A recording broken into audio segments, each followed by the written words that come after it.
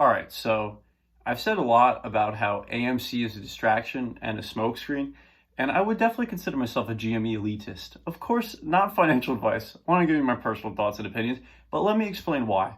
I actually do really have a lot of sympathy for those who are in AMC and seriously are being deceived that it's the mother of all short squeezes and that it's all about just the community and whatnot. It really is a crime to me, in my opinion, of how they're being deceived, these individuals. And more likely than not, they're being deceived by market makers and hedge funds, but we just don't actually know it's them because it's these spam Twitter accounts, right? For example, look on the type of accounts that talk about GameStop versus AMC, right? Almost every AMC account's like, I hold both, both will squeeze, blah, blah, blah, right? GameStop shareholders are very focused on the company and what they're doing.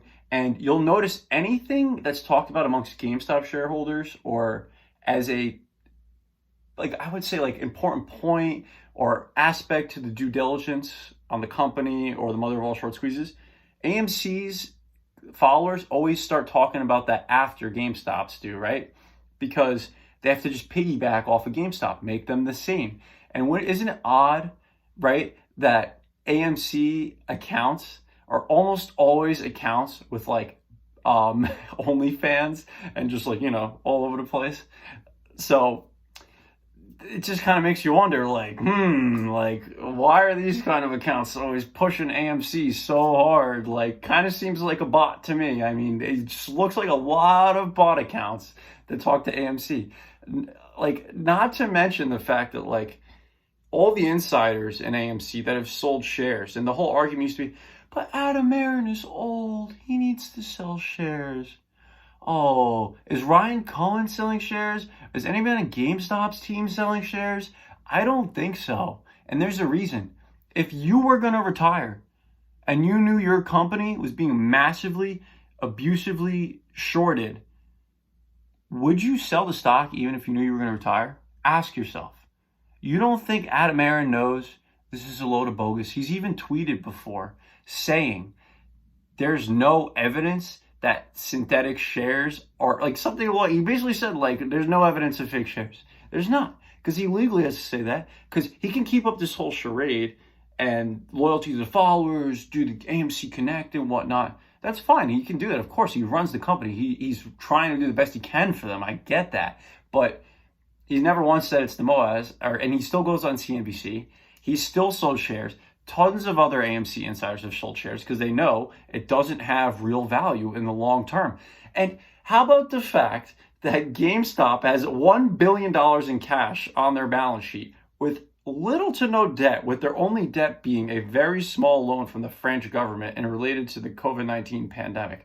So being that that's the case, that's such a tiny couple $1 million loan, right? On $1 billion in cash. AMC, however, has less than $1 billion in cash and $10 billion in debt. $10 billion in debt. Yes. So when you tell me I hold both, they're both going to squeeze, they're both the same, you are lying, my friend. You're either lying to me or you are lying to yourself, because that is not the case.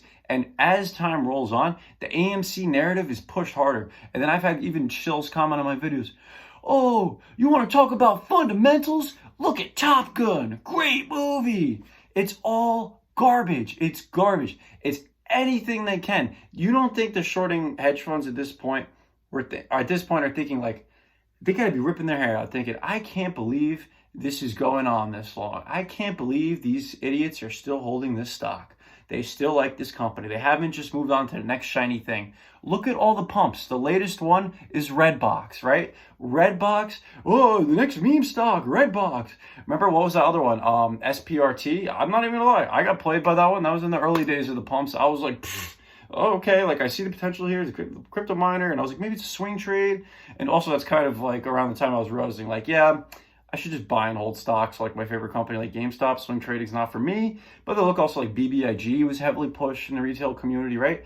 All these different plays, all these different smoke screens, right? And the biggest of them all being AMC, because being long to AMC is the hedge to being short GME, and it's a swap.